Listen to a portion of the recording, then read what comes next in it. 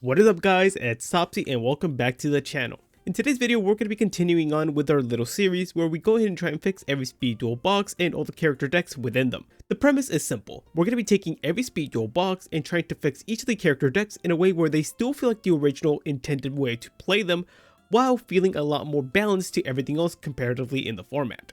Few things that you should know regarding this series is that while I will try to stay within the SpeedDuel pool of cards that I add to each of these character decks, I will try and bend the rules here and there, where I will be adding cards that are not existent in SpeedDuels yet into each of these character decks if I find it necessary. Also, each of these character decks are going to be working with their original 2 skills that they received in that SpeedDuel box, so do keep that in mind as well, so I'm not going to be altering their skills either. So with that being said, if you do end up enjoying today's video and would like to support me, then leaving a like and subscribing to the channel would be the best way of doing so. With that being said, thank you very much, and let's begin. Alright then guys, so starting off the list, we have none other than Jaden himself, and this time around, we're working with a better version of the original Jaden deck from the Duel Academy box. However, Jaden's deck still has a lot of issues. One of the first being is that a lot of the cards in this strategy are repeats from the original Duel Academy box, which is a huge bummer, especially because it's a whole new product. But in addition, for the most part, there's only one viable fusion monster you can summon in this deck, and once Nova Master gets dealt with, this deck really struggles with getting back into the game. So we're going to try and fix that. Alright then, so let's go ahead and break down what exactly the deck is trying to accomplish and each of the skills that the deck is trying to use. So as I already alluded to, one of the main goals of this deck is to summon out Nova Master, which is the best fusion monster Heroes probably has, honestly, next to like Plasma Vice, but Nova Master being the easiest one to summon, it's a really good card. It does have other fusion targets, but for the most part, none of them are really all that worth making and or extremely difficult to bring out, so these kind of are like left in the background. As for the skills that this deck has access to, if I'm not mistaken, the main skill for this deck was Hero Unite Fusion, which essentially tries to make making cards like Electrum and or Tempest a lot easier to make, kind of, by using the other materials from the deck. As for the second skill, it tries to reward you for either controlling a certain attribute fusion monster and or a vanilla elemental hero monster. And it's a neat skill, but again, a lot of the vanilla hero cards are really lackluster, and as I said, making some of these cards is very difficult. So neat skill, but in this deck, not that great. Alright then, so we have a rough idea what exactly Konami was trying to accomplish with this strategy. So what are the changes that I would personally make? For the most part, I'm going to be keeping a lot of the cards in the monster section. I did want to change this up more just because it does kind of suck that we're reprinting Avian, Burstendrix, Claim, and Sparkman, but if I went ahead and changed all these cards, it would feel very different from the original intended purpose of this strategy. I did consider changing a lot of the fusion monsters for the Omni heroes, but again, I don't know, that feels a bit different from what the deck was trying to accomplish, so I decided not to do that. Instead, I went ahead and cut cards like Goddess of the Third Eye, Winkaribo, and Dark Catapulter. Dark Catapulter and Winkaribo are just bad cards in general, so we're going to be getting rid of them. And Goddess of the Third Eye, well, I don't think you necessarily need to change this card. I do still think that you have a better card available to you thanks to the release of, Battle City Finals in King of the Swamp. But honestly, this is interchangeable. It's not that big of a deal. But nevertheless, we're going to be cutting it. Furthermore, Skyscraper 2. It's one of those weird cards that we ended up getting. Don't get me wrong, I like Skyscraper 2 a lot as a field spell, but in this deck, it doesn't really do all that much for you, just because, for the most part, I don't believe you're going to be losing, well, you are going to be losing your monsters to battle, but you're supposed to be losing your your monsters because you fusion summon them away. So Skyscraper 2 kind of feels like a conflict with what the deck is trying to do. As for the Philosopher's Stone, this card's just bad, so we're not even going to bother with it. Finally, we have our last 2 trap cards. We already gave Hero Counterattack to the original Duel Academy box. For the sake of not repeating cards, we're going to be removing it from this deck. And Hero Ring, it's pretty bad. It's not a good card, so we're going to be cutting it. And this is pretty much the skeleton we're going to be working with. I do like a lot of the cards in this deck, but let's see if we can improve it. First change we're going to be doing is we're going to be adding in Elemental Hero Woodsman. I want this deck to really focus in on adding that polymerization to your hand so you can fusion summon as many times as possible. On the topic of fusion summoning, we're going to be giving Jaden Fusion Substitute. One of the coolest things about this spell card is the fact that it treats itself as polymerization everywhere. That means that with the effect of Woodsman and or Blazeman, you can always get access to this card, which is amazing. Not only that, but it has an added effect in the graveyard where it can bandage itself to return back one of your fusion monsters in the grave and add it back to the extra deck and draws you one card. That's huge because the second your opponent outs the Nova Master, you kind of struggle, but if you're able to recover it back with Fusion Substitute, you're in a good situation.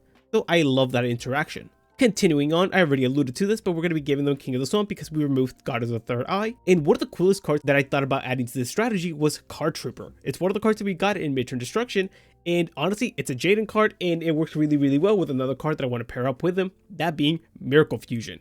Again, we are going to be honing in on Fusion Summoning in this deck, so being able to use a card like Card Trooper to set up the graveyard to get easier access to some of the harder fusion monsters in this deck is really, really neat. Because we are going to be sending a lot of cards to the graveyard with the effects of Card Trooper, I still do want a way to recover some of them, so we're going to give them the card Fifth Hope. I love the idea of being able to utilize some of the hero cards that we never ended up getting in these in the mainstream decks, and trying to incorporate them into a really, really cool strategy. So I love the idea of having Fifth Hope be able to be added to this deck. Not only does it recycle your elemental hero monsters that are like in the main deck, but you can also do that with your fusion monsters, which I think is huge. Last card that we're going to be adding into the strategy is Hero Blast. Again, because we're going to have a lot of our hero monsters in the graveyard, I wanted to have a way to utilize our vanillas. And this is one of the best ways of doing so. Being able to target one of our vanilla hero monsters in the graveyard to then potentially pop a monster your opponent controls is huge. So we're going to be adding this to the deck. And for the most part, I really like the way this ended up coming out. I feel like the deck feels a lot more cohesive and you have better targets to be able to summon off hero lifts. Don't get me wrong, your best target is always going to be Blazeman, but if there's the circumstances that you don't have access to Blazeman anymore or it's already in your hand, you can summon something out like Woodsman, which on your next turn, you're able to add your polymerization from your hand or graveyard. Alright then, and that pretty much concludes the main deck. Now for some other cards that I considered adding. Of course, one of the main cards that I thought about was Elemental Hero Wild Edge, one of the cards that we never ended up getting in any of the decks and instead was regulated to the miscellaneous cards. So in order to make use of both the Wild Heart and the Blade Edge, I feel like we need to add this card to the deck. And now, the extra deck would have been fine here, but if you really want to go ahead and spice up the deck a bit more, you could add an Elemental Hero core to this deck as well, in order to make use of some of your fusion summons where you don't have the right combination of monsters. I don't think this is necessary, but it's a good addition to consider, but I'm not going to be adding it to my version of the deck. And this pretty much concludes Jaden's newly improved Midterm Paradox strategy. Give me your thoughts in the comment section below. Next up, we have Syrus, and Syrus is, you know what, I don't even think it's arguably, but he definitively has the best deck in this box. It had a very concise strategy with all the Roid monsters, and a myriad of really decent to good spell and trap cards for the deck. So honestly, this deck doesn't need all that much help, but there is a few things that I could potentially change in order to make it better. In addition to having a pretty decent main deck, this deck also has two really good skills, both in the Roids Are Alright and Small Roid Big City. Honestly, I like the Roids Are Alright a lot better, just because of the fact that you're able to summon your cards like UFO Roid and your, Rescue Roid with just normal summons instead of having to tribute summon them, so I think that's like a really cool ability. But not only that, but it allows you to use your Vehicle Roid Connection Zone, your fusion spell, to summon any of your Roid monsters, which is really neat. Lastly, this skill also has the ability to modulate your attack points based on your level of the monster you summon. So that's one of the things that gave me an idea of how to fix this strategy. So let's get into talking about what cards I would change from this deck. For the most part, I'm leaving every Roid monster in this deck intact. I don't think you need to remove any of them just because they're all really solid in their own regards. So we're going to keep them there. The only one that I will change is Psychoroid. Psychoroid literally does nothing for this deck. It's not a part of any fusion monster, nor does it have any stats to go ahead and justify it being here. So it's going to be leaving the deck. In addition, I'm going to remove Mechanical Hound just because I don't think it's necessary to have this card whatsoever. So it's going to be leaving as well. Lastly, we're going to be removing both Twister and Wonder Garage. For a few reasons. Twister, I've already said before that I just do not like that spell card as like backup removal. I get why we have it, but any chance I get to remove it, I will remove it. So that being said, and as for Wonder Garage, it's a bad trap card that doesn't really give you much benefit because it just lets you special summon one of your Void monsters from your hand, and that doesn't do all that much for you. Now for the additions for this deck. One of the thoughts that I did have is adding Dragon Roid to this deck. Dragon Roid is really cool, and I like it a lot for Syrus himself, just because we can go ahead and search out any of our Roid monsters we need. Do we need a recruiter in UFO Roid? Well, pitch him, search him out. do we need Submarine Roid to get our strategy getting started of beating down our opponent with the Submarine Roid? Then you can search that out. Do we want to search out Truck Roid in order to start Truck Roid beatdown? Well, there it is. So I think this card is a huge addition to the strategy. Continuing on, we're going to be adding some back removal to the deck, and I see none better than MST. Hold up. I just realized MST is limited just like Submarine Roid, so we're going to be fixing that really quickly. So we're going to be getting Syrus Cosmic Cyclone instead to go ahead and match the deck that we ended up for Zane. Oh, I can't believe I forgot the Submarine Roid got limited. All right, then. Let's continue on. One more thing that I wanted to go ahead and give this deck is a way to protect your Roid monsters during your opponent's battle phase, because the cool thing about these cards is that they can get pretty big on your battle phase, but when your opponent attacks them, they get really, really fragile. So we want to fix that.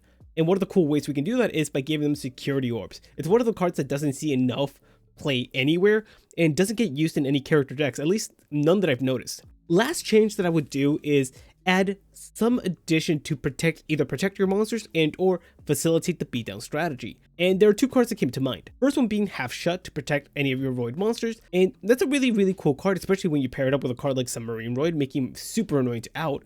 But the other card that came to mind was, where's it at? There it is, Machine Assembly Line. I actually really, really like this card because in addition to your Roid monsters getting pretty big off the effect of the Roids Alright, you can also give them an additional boost off this continuous spell card, making them even more intimidating for your opponent. Not only that, but it also has a really neat revival effect that can really come in clutch. And this is pretty much the changes that I would make to Syrus. I think in addition to having the deck be more consistent, it feels a lot more intimidating with the some of the cards we ended up adding. But share all your thoughts in the comment section below with me. Alright then, so now we get to the part of the video where we've reached the decks that I had the hardest time fixing. The first one being Bastion. And Bastion's deck was unbelievably poorly designed. It's like I couldn't fathom why Konami made some of the decisions they did with this deck, but we tried our best to salvage what we could. So first things first, what exactly is this deck trying to accomplish? Well, that's simple. We're trying to go ahead and summon cards like Water Dragon Cluster and Water Dragon the original. Additionally, the deck has two skills to try to aid with that. Well, kinda. The first skill being Chemistry in Motion allows you to have an effect based on how many times you've activated this effect, which is one of the things that upsets me about this skill a lot, because you have to activate them all in sequence. Some of the effects are better than others, but you know what, I tried working around this whole gimmick. As for the other skill, well, it's Under Pressure, and this skill is supposed to work with our little monster right here, Hizanaru, which works really, really well with all of our molecule monsters. And this would have been my preferred way of building the deck, but doing that would require us to pretty much just scrap everything essentially and make a whole new deck in general. But I still wanted to go ahead and try to salvage some aspects of the Water Dragon deck because that one works with everything here. And that's what we tried doing. Now, what are the cards that I think should be removed from this deck? First things first, while I really like the addition of Dogoran conceptually, it just does not work really, really well in this deck at all. Just because making Water Dragon or Water Dragon Cluster is incredibly difficult in this deck. So giving your opponent a massive monster like Dogoran can most of the time just end up like affecting you more than it helps you. So this card has to go. Next up on the same topic, Water Dragon Cluster is very, very difficult to summon, and because of that, we went ahead and also removed its other partner in crime, Bonding DHO. I didn't really want to have to deal with both those cards in the same deck, so we removed it. Continuing on, I ended up removing a few spell cards in Riryoku and Scroll of Bewitchment. Scroll of Bewitchment is cute, but again, if we're going to be getting rid of the Dogoran, and this kind of just feels like a do-nothing equip spell that relies on you summon out the Water Dragon in order to have any use for it, so we're going to get rid of it. As for Riryoku, I don't think it's a bad spell card, but the main reason I'm removing it is because what you're typically trying to do is activate this on an opponent's monster, power up your Hydrogeddon, destroy the opponent's monster, and then summon another one from the deck. Which is great if you had a main phase too, but because you don't have that, that means both of your Hydrogeddons are very susceptible to being destroyed by your opponent on the crackback. So Riryoku kind of doesn't facilitate what it's trying to do. Finally, we're going to be getting rid of Curse Seal of the Forbidden Spell, just because it's not that good of a removal trap. So let's get rid of it. Now for the additions. First things first, the deck has a surprising amount of water monsters in the deck, So I decided that Legendary Ocean should stay, but in addition we should give him Warrior of Atlantis in order to search it out. And that's pretty much the only monster we ended up giving this deck. Now let's talk about the spells and the trap cards. First things first, we're going to be giving the deck the spell card Foolish Burial and Fossil Dig. These two cards are incredible for the strategy, just because one, Fossil Dig can send your Carbonet to the graveyard in order to have access to your Hazunaru a lot faster. Not only can Foolish Burial set up the place with Carbonet on, it can also set up the graveyard with a card like Water Dragon, which you don't typically want to draw into. It's a really bad monster that does nothing. And the cool thing about this card is that the D2O and the H2O can summon this card from the grave as well. But the last interaction that I like about Foolish Burial is that you're able to send any of your level 4 dinos to the graveyard in order to bring them back with Living Fossil in order to try and make summoning some of these cards easier. Keep in mind I'm saying try. And as for Fossil Dig, I love the fact that Fossil Dig pretty much searches out the whole deck with the exception of these two cards, and because of that, that's really valuable. Now for the trap cards. One of the cool things that I thought about associating with Bastion is giving him some of the Paleo cards. It kind of just feels like he would have Paleo monsters, and I figured that Kanadi is a great start to protect some of your monsters, but why not double down on that by giving him not only Hallucinogenia, but also Olanoids. These three cards in particular solve a lot of issues for this deck. One, it gives you a monster on field to tribute summon your Deuterion if you ever need to, but for two, Canadia and Hallucinogenia give your monster protection by either setting the opponent's monsters face down and or cutting their attack points in half. And as for Olanoids, this gives you some very prevalent back removal. In the end, I was a huge fan of the changes that I ended up making to this deck, and it feels a lot more fun to play this version of it. But give me all your thoughts. Alright then, and now we're on to the last strategy, and oh my goodness. This is one of Konami's worst atrocities to Yu-Gi-Oh! The Paradox Brothers deck is a downright abomination, and genuinely, I cannot express just how hard it was to actually fix this deck. Especially because every single time I looked at it, I just wanted to scrap the whole thing and start anew because it's that bad. But let's try and explain what exactly Konami was trying to accomplish with this strategy. First things first, we are trying to summon out the Gate Guardian, which is an incredibly difficult boss monster to bring out for little to no benefit. Honestly, you're better off just summoning out one of the smaller pieces than just summoning out the Gate Guardian. But I digress. In addition to having the Gate Guardian pieces, the Konami decided to give them a lot of the double tribute monsters like the Wind Prodigy, Seahorse, and Angler, which is interesting, especially when you take into consideration what are the skills the deck had. Not only that, but Konami decided to give the deck some of its iconic monsters like Shadow Ghoul and Labyrinth Wall, which do absolutely nothing for the deck. And for some reason, they tried shoehorning Clown Control in here too. So as you can see, Konami was all over the place with what they were trying to accomplish with this deck. Not only that, but one of the most interesting things for me was that this deck ended up receiving 3 skills, which is a very rare thing to happen. And genuinely, I think they're all bad. There is one skill in particular that I think is better than the rest, but for the most part, they're not that good. Alright, and pretty much the skill that I'm going to be working around this whole strategy with is Beware the Paradox Brothers. I believe this was the main skill, I might be wrong, but I feel like this was it. So what does this skill do for the deck? Well, first things first, it pretty much allows us to summon out the smaller pieces for Gate Guardian a lot easier by having them all be tribute summonable off one tribute, which is weird because it feels redundant now to have all the double tribute monsters for them, which is, it just feels redundant, you know? But in addition to that, it also allows you to tribute summon on the same turn you normal summoned, so that's really helpful. And then finally, the last 2 effects are just restrictions to yourself where you can't burn your opponent and you can only attack once per turn. The main thing that we should focus on is the fact that you can normal summon twice and your level 7 monsters are able to be tribute summoned off one tribute, and that's really important to make the deck somewhat viable. Now let's talk about the cuts that I ended up making to this deck. First things first, we're getting rid of Labyrinth Wall and we're getting rid of Shadow Ghoul. The deck already had way too many tribute monsters to begin with. Continuing on, I'm also going to be getting rid of the double tribute monsters like Prodigy, Seahorse, and Angler. Honestly, I think you could have given the deck better monsters just because they're not necessary given the skill already does this for you, so again, redundant. Lastly, we're going to be removing Ryu Kenshin Clown. This is the worst piece of Clown Control, and genuinely you just don't need this card whatsoever, so gone it goes. Alright, now for the spell and trap cards that I've removed. First things first, we're removing Fairy Midair Crash. It's a cool card, but doesn't really do much for the strategy. We're getting rid of Double Summon because the skill does that for you, and Tribute Duel is horrendous, so you're better off just tribute summoning the way the skill intends you to do so. Last things we're going to be taking out is Judgment of Anubis, just because it's kind of a very niche choice for the deck, and the deck cannot allow any flex spots for just wacky cards, so we're removing it. And we're only keeping half the deck around, but I do think that we ended up keeping the most important things of the deck intact, those being the Gate Guardian pieces and Clown Control. Everything else was kind of just filler, so I felt okay removing it. Now for the monsters we're adding into the deck. First things first, I thought about having presence on the board, so we ended up giving the deck both Giant Rat and Mystic Tomato. These two cards in particular work really well in this deck. Giant Rat can summon out your Dream Clown, Tomato can summon out the Crass Clown, which is really neat. But in addition to the two recruiters, we're also going to be giving the deck Newdoria and Wall of Illusion as two other cards that have some level of staying power. Newdoria prevents your opponent from attacking into it, kinda, it works as a deterrent, and Wall of Illusion is a fairly beefy defensive monster that can sometimes out an opponent's monster. I know it's not the greatest thing, but it kind of just fits the vibe too, and it's another target for the Mystic Tomato if you really needed another target. Last two cards that I wanted to add to this deck are two newer pieces of support for the Gate Guardian strategy, those being Dark Guardian and Labyrinth Heavy Tank. These two cards in particular I feel work perfectly in speed duels.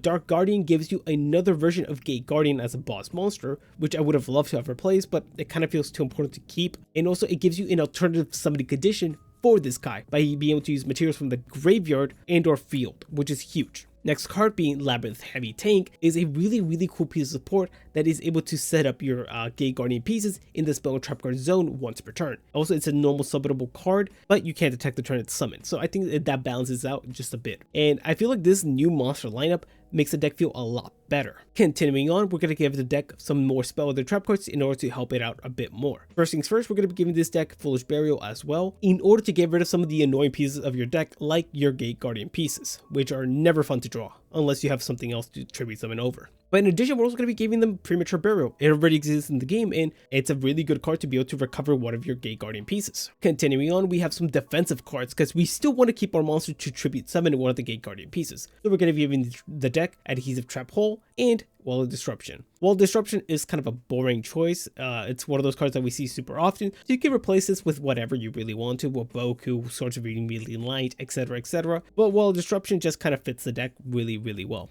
and I ended up liking choosing this instead. And yes, this is the brand new and improved Paradox Brothers deck. Honestly, I'm surprised that I only ended up adding two brand new cards to the deck that don't exist in speed duels. That's absolutely insane in my opinion. But yeah, give me your thoughts. Did I cook with this one? Alright guys, so before I end today's video, I did want to ask you guys a quick question.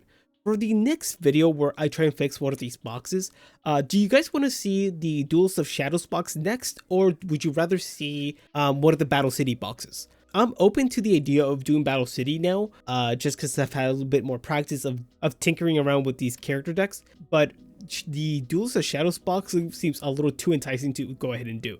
But give me your thoughts in the comment section below. I'll do either or. I'm excited for either one.